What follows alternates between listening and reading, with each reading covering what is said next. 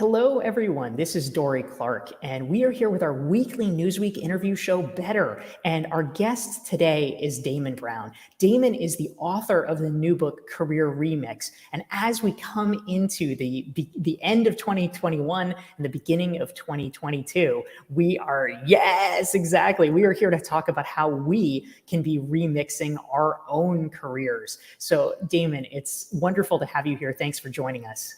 Hey, thanks for having me, Dorie. It's good to connect with you. Absolutely. And welcome to everybody who's joining us live. Please feel free to type your name and where you're dialing in from into the chat box, because we'd love to welcome you. And we'd especially love throughout the course of our presentation today to take your comments and questions for Damon Brown as you think about your career moving forward into the new year. So, Damon, the first question that I have, obviously, we are in a moment right now, a cultural moment, where everybody's talking about the great resignation that is continuing.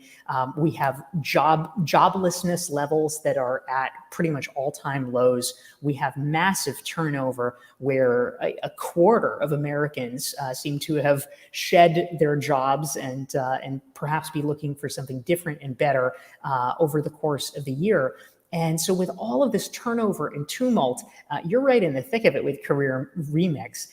What is your take? What is your perspective on how we should all be thinking about our own careers and perhaps willfully choosing to remix them as we go into 2022?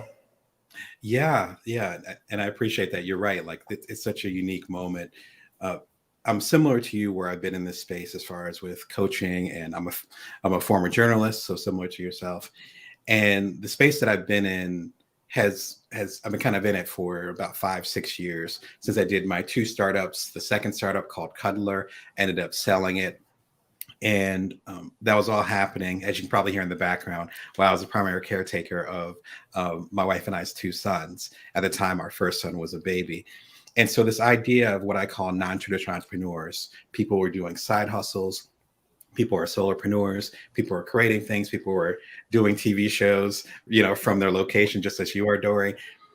This has been a space that's been growing for quite a few years, the space that I've been occupying. The challenging part, though, was that many years ago, we weren't really trying to have that conversation, as we would say, because we looked at traditional jobs as security. I get a paycheck every other week, every other Friday. It's been a long time since I've had a traditional paycheck. I think it's every other Friday. Someone tell me in the chat. But every other Friday, right? You feel me, Dorie? But every other Friday, right? Every other Friday, I get a paycheck. FICA and other things are taken out. I have a 401k or what the equivalent is. They match it, et cetera, et cetera. I'm doing this, I'm doing that. I might have stock options. I used to live in Silicon Valley, so I might have stock options, et cetera, et cetera. I'm good. I don't need to do anything on the side. And then slowly but surely, based on my research, that security was dwindling. And the best security, as you understand, Dorie, is to have multiple income streams. Now, I've always been interested in what millionaires do, and now we're talking billionaires, because millionaires, I guess, is passe now. But billionaires and what they do, and they talk about the average millionaire and now billionaire having 7 streams of income. That's something that I've been a big proponent of. I have several passive income streams, some of them from the books I've done, and some of them from the TV show I have with the Bring Your Worst show at youtube.com/BrownDamon. You can get it at DamonBrown.net, all these different things. But those things were built over time. Again, Dorie, as you understand, it's not something that you do really quickly. When the pandemic hit, it sped up this transition. And so suddenly people are like, wow, my traditional job is shut down. My partner is actually a first responder. So she's in the medical industry. And so it's like that affected her job. I know people who are a lot of artists, like musicians. I'm friends with a lot of chefs because I love food. So a lot of my friends are chefs and so forth, right? How do they figure out how to have a business and how to pivot and how to, frankly, just pay their bills? What the Great Resignation is showing is that there are certain cracks and issues with the systems that we have, and not even necessarily political, not even necessarily as far as security, as far as Social Security and so forth, but just as far as how we look at our careers. We need to look at our careers and our networks independently of the job that we have. So there's what I call in the Career Remix, I call it an inner network and an outer network, right? So you have the inner network is I'm going to go and reach out to Bob. Bob in accounting, if a check is running slow or whatever, I can talk to him. It's like, cool. I know Susie over in HR. If I have an issue, then I can talk to Susie. She'll get anything done for me. I'm good. But what happens when you leave that environment?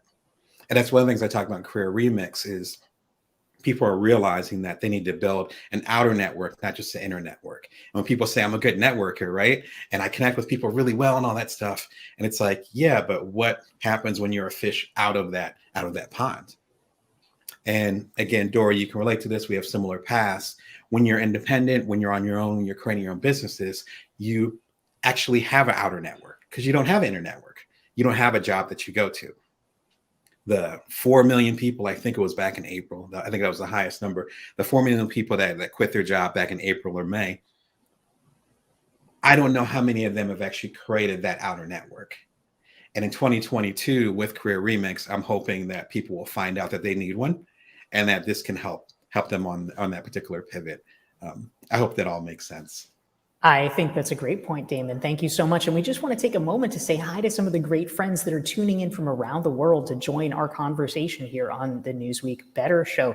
We have Amanda Rose from Ontario. We have Sandy from Portland. We've got a LinkedIn user from Vancouver tuning in. Cheryl is here every week. Good job, Cheryl. Good to see you from Minneapolis, St. Paul. We have LinkedIn users from Paris, and Tabrez is here from Dubai. Cyprian is here from South Africa. Awesome Rebecca place. from Chicago. It's amazing. Laura from London. Keru from Nairobi. Raul is here from Delaware. We're so glad to have all of you guys here and more. Please type your questions for Damon Brown into the chat box. We're here talking about Damon's new book. It's called Career Remix, and we're talking about how we can maximize the career skills that we need for 2022. So Damon, you've raised some really excellent points here, and I'm curious, one of the points that you make in Career Remix is that actually it's not a bad idea, in fact, maybe even a good idea, to design your life around your career. Can you talk a little bit more about that and what that might look like? Absolutely. And that was one of the main things I wanted to talk to you about today.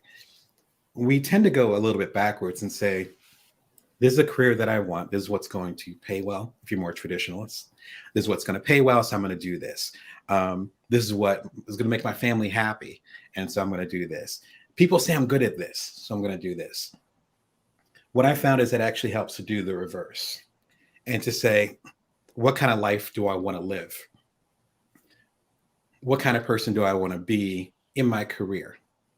I have 2 little kids. They're 8 and 5. I'm the primary caregiver. And so whatever I've done over the past 10 years, from the books to keynotes to even connecting with you right now, it's based on the life that I want to live, where they are, at least at this point, the priority, as opposed to saying, I'm going to do these things, I'm going to make it fit. A good example is when my eldest was about 3 and my youngest was, I believe he was a baby. I got this opportunity. I've done a few different TED Talks. So I had an opportunity to do something related to TED.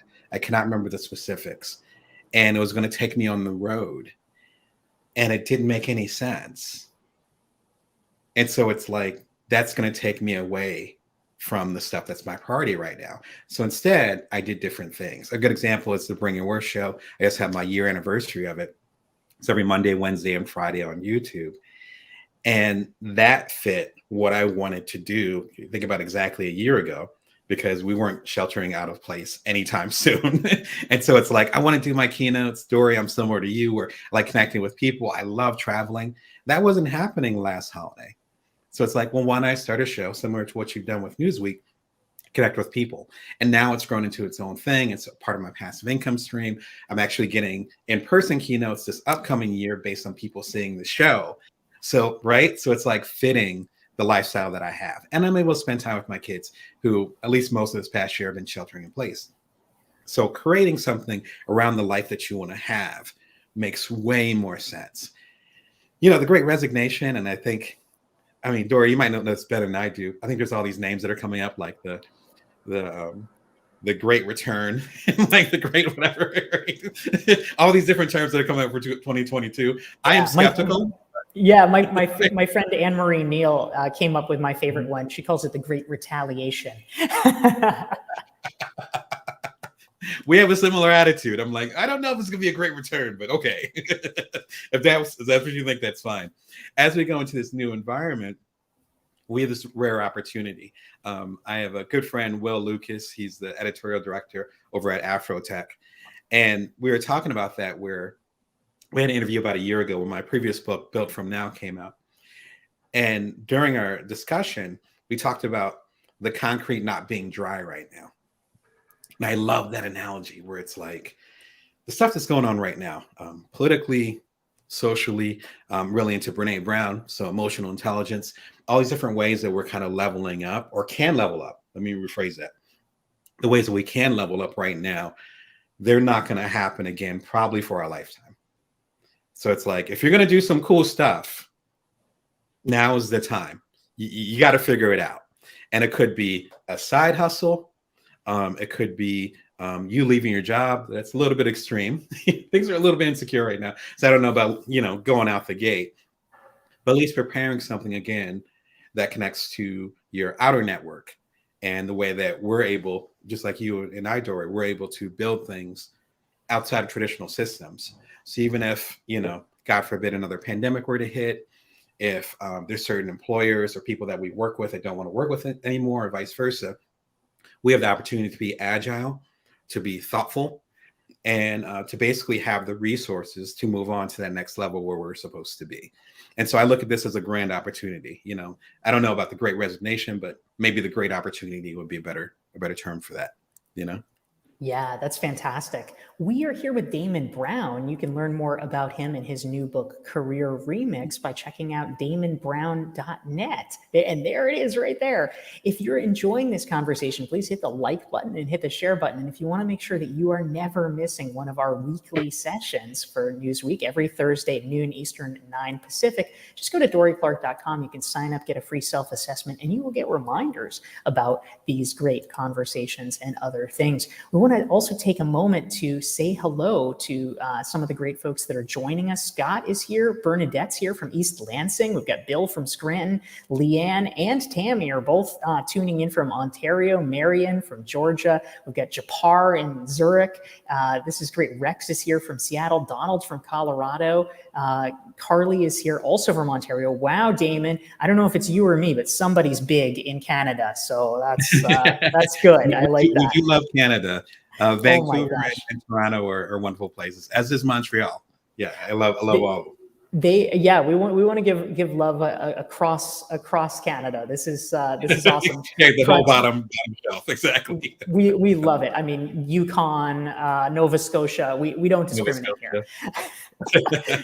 I love it. Pratyusha is here from India. We've got Brad from Western Kentucky. We're so happy to have all of you. Please type your questions for Damon Brown into the chat box. We'd love to hear from you. Damon, one of the things that I was most fascinated by in Career Remix was one of the things you talked about was the question of power. You said that a lot of us, have power that we kind of need to uncover.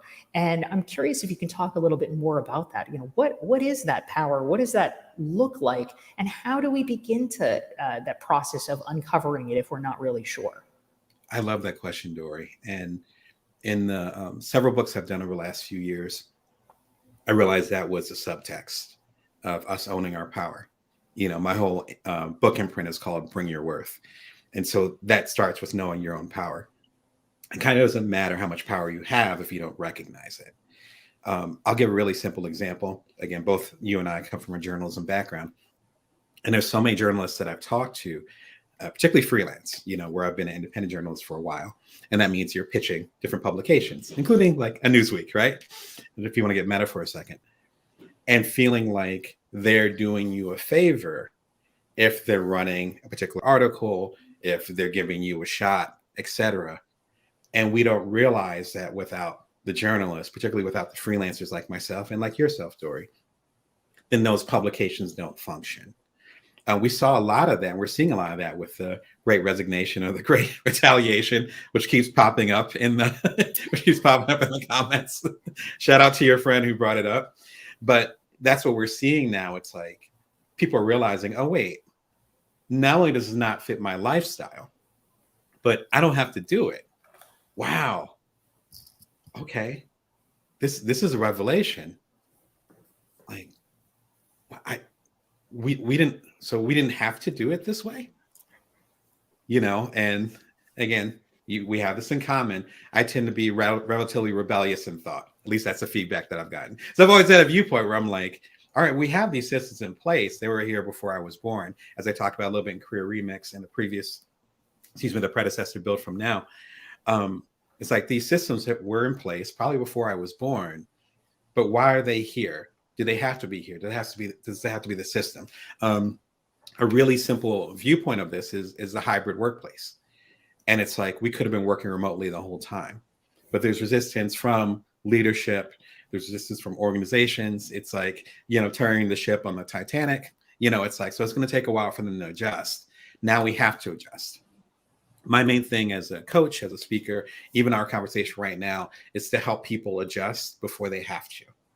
Because adjusting when you have to, at least for me, I like my freedom. So that's painful to me. Instead, I'd rather say, this is the way that the wind is blowing. Let's move towards that.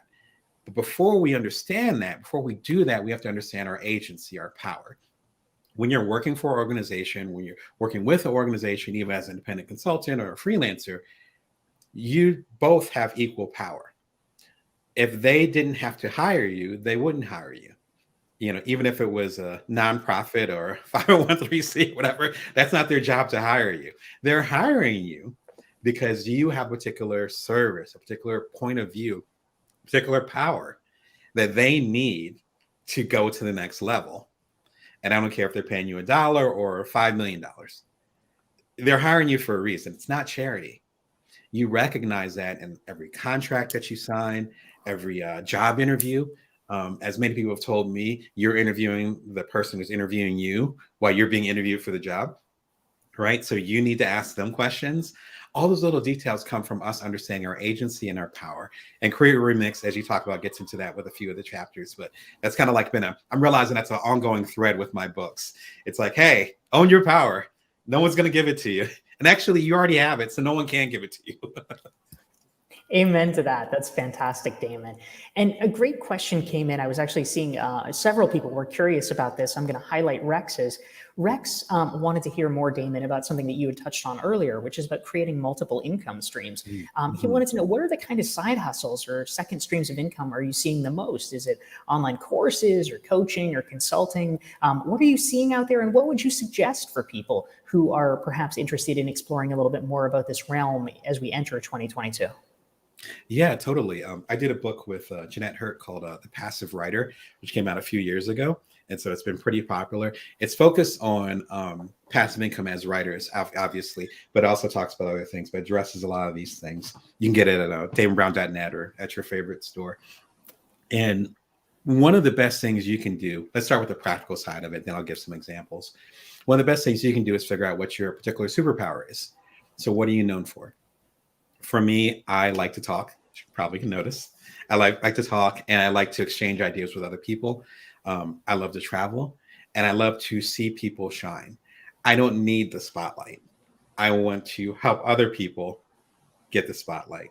Kind of like, I think it was 3M. I think used to have that saying. It's like, we don't make the battery, but we make the battery better so that it could work. Right? I'm that batter. I'm like the 3M of that. And so me being a coach, me being a keynote speaker, me being an author, and Career Remix is my 26th book. So I love writing books. That fits as far as the work that I do. Am I someone that's on the front line? Not so much. And so the side hustles and the things that I do fit my particular personality. And you can ask my relatives, people have known me for a while, where me having deep conversations, and I'd be that guy that be at an awesome party and I'm having a deep conversation with like 2 or 3 other people with a drink in my hand in the corner. What is that but coaching? Right. And so, right. And so there's elements of that in the work that I do, even though I'm well past that age. So if you're trying to figure out your best side hustle or your best solopreneurship, what you're trying to do, think about those things that not necessarily come naturally to you, because public speaking does not come naturally to me, but those things that fit your personality well. And so even when I wasn't getting paid much for a keynote, I was doing coaching for free and so forth, I still loved the work. one of the things I always say to my coaching clients is that make sure that you enjoy the work that you're doing. Because number one, initially, it's not going to bring in much income. That's just kind of a rule. It reminds me a lot of The Alchemist, the famous book from a few years ago by Paulo Coelho, where things are often withheld from you so you can figure out if you actually care about it. And then once you kind of lock in, then suddenly all these things come. It could be financial, it could be security, it could be fame or whatever. I've had several different careers and it's always been true. It doesn't come right away. So whatever you're doing, make sure that's something that you can see yourself doing for a little while. The second part of it is to not bet the farm on it. And we talked about this a little bit earlier, Dorie. There's so many people that have come to work with me or, gotten comments on my Bring Your Worst show, whatever. And they say, okay, I listened to your 30-minute video. I'm ready to quit my job. And I'm like, no, Dorie, I know you know. Please don't.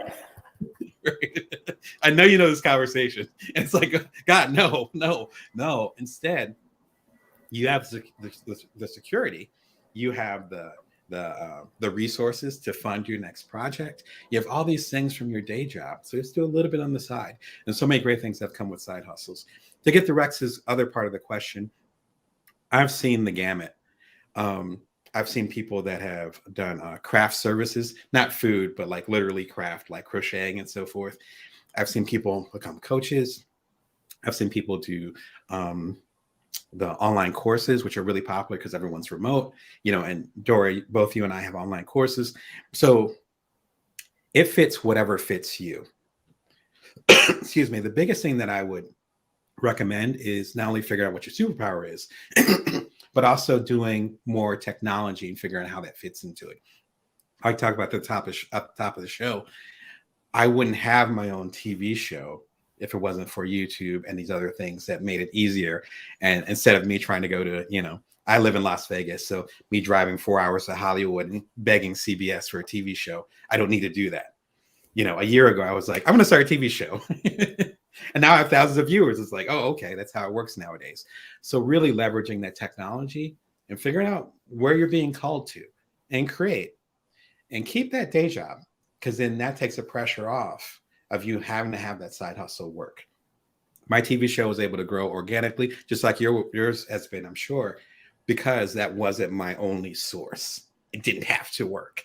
Instead, it grew organically, and now it's a beautiful thing. You raised such an important point, Damon. I love that. And in fact, my previous book, Entrepreneurial You, also talks extensively. Oh, thank you. I appreciate that. Yes, it talks a lot about creating multiple streams of income. And I think we're very much on the same page that you need to be thoughtful about how you're rolling it out, that it's not, a good idea to say, oh, in 2022, I'm going to add 10 new income streams. We have to be measured and judicious. And it actually ties in with a follow-up question that Rebecca wanted to know. She's curious, Damon. She likes Rex's question about the multiple income streams. And she says, I'm also wondering how many other income streams to build at once. How stable does each income stream need to be before you continue to add? So, we're juggling some balls. How long should we be juggling before we add another into the mix? What would be your perspective on that, Damon, for people who are interested in thinking about side hustles or passive income as we come into the new year? Yeah, my take is, in fact, I think it's up here. Here it is. A great book called Martha's Rules.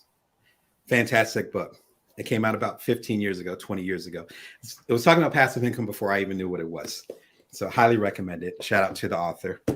But what it talks about is creating one thing and turning into many. And so I'll give a meta example. Before Career Remix, my last book was called Built From Now. How to Know Your Power, See Your Abundance, and Nourish the World. When the book came out, then it was a physical book. It was an audio book. It was, I think I did a course related to it. I did a show connected to it.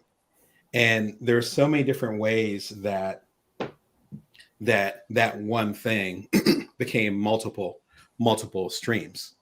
And so right now, I think when Career Remix comes out, it's coming out January 18th. I forgot to mention it. It's coming out in a few weeks. You can pre-order now. When that comes out, I will be at about 52 or 53 passive income streams. But that's over the course of 5 or 6 years and really being thoughtful about it. So if passive income streams are your priority more so than, say, a side hustle, or you're not sure if it's going to work, depending on the level that you're at, then try to create one thing and turn it into multiple things. For instance, again, Built From Now ended up becoming a course on Teachable. So I was taking that same content and putting it onto Teachable, adding some videos and some exclusive things, even expanding on the bibliography in the back and the videos and the insights that I got from, like I quoted Oprah in one of them. The whole Oprah interview was on there. So there's ways to multiply the one thing that you have into multiple streams of income. That would be the best advice I could give. But I mean, if you're just starting out, just try one passive piece of passive income. The second thing I recommend really quickly is to actually ask the people that you serve. Just like Dorie, I have a newsletter at joindamon.me. It's every Wednesday at 5:55 a.m. My time, so West Coast time. Doing it consistently for about 4 or 5 years. And so a lot of the passive income streams that I have now, and the stable ones, if I want to quote what you said, they came from me being connected to the people that I serve and them saying, oh, we want more of that. Oh, we want a Teachable course. Oh, okay. And I did a Teachable course, and then a lot of people signed up for it in the pre-order. But how can you go wrong if you ask the people what they want? But first, before you ask people what they want, you actually have to be connected to the people, which is why having a newsletter, having something beyond social media, but some way to connect with people. Excuse me. I think it becomes even more important during the pandemic. Because That's now, great. right? Because Dorie and I have that similar where we're used to being on the road. We're used to connect with people in person. It's like, oh yeah, I met her. I met him at this thing, blah, blah. We don't have that anymore. And so the closer you can get connected, the less degrees of separation from the people that you serve, the quicker and smarter side hustles you can create. And that's why I have like 52 passive income streams. It's because I'm connected directly to the people. Not because I'm great. It's just the people are literally telling me what they want. And it's not just through social media. It's through all these other channels that I think are so important, particularly as we go through the great retaliation. You know, it's like we need to connect with the audience that we want to serve. You know? Absolutely, Damon. This is fantastic.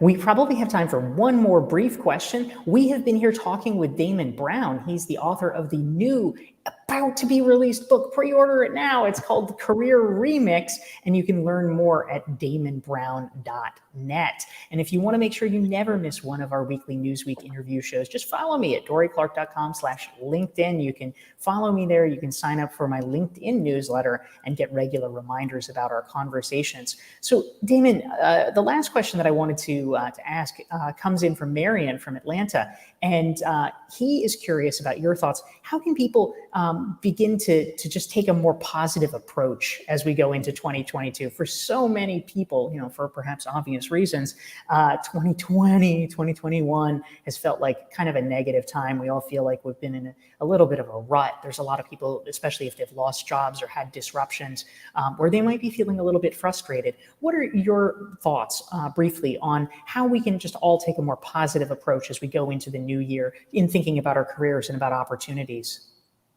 Yeah, I think as I mentioned earlier, and thank you for that, Marion. That's a really good observation. As I mentioned earlier, is realizing that we only have one shot at this.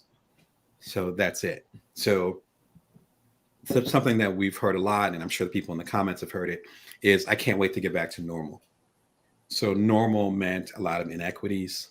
Normal meant you going back and forth to your job and doing the hellacious commute that you don't have to do anymore. I have a family, so normal might have meant not seeing them as much. Is that what we want? And so my question isn't so much, or my anecdote for that, anecdote for that would necessarily be everything's chippy and happy. You know, people have passed away. There's jobs that aren't coming back.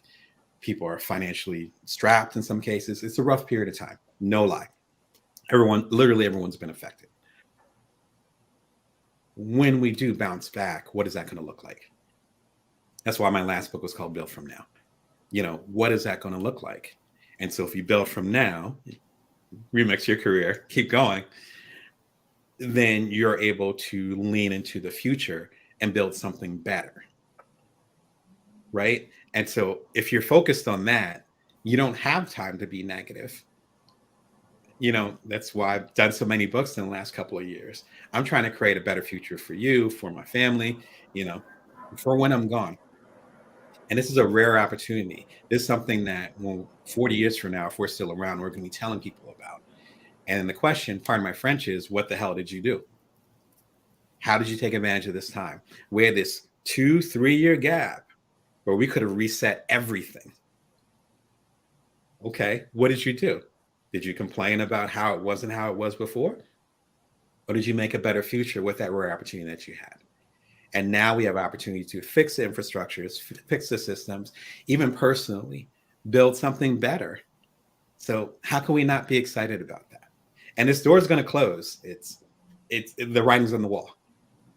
So what are you going to do about it? That's my ultimate question.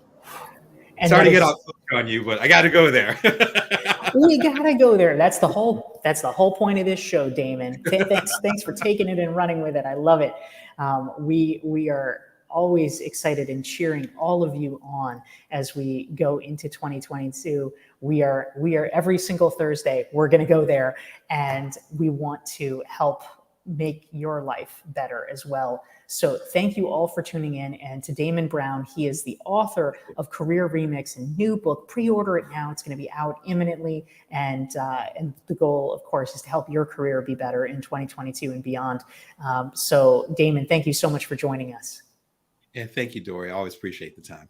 Take care. Thank you. Take care, everyone, and see you next week.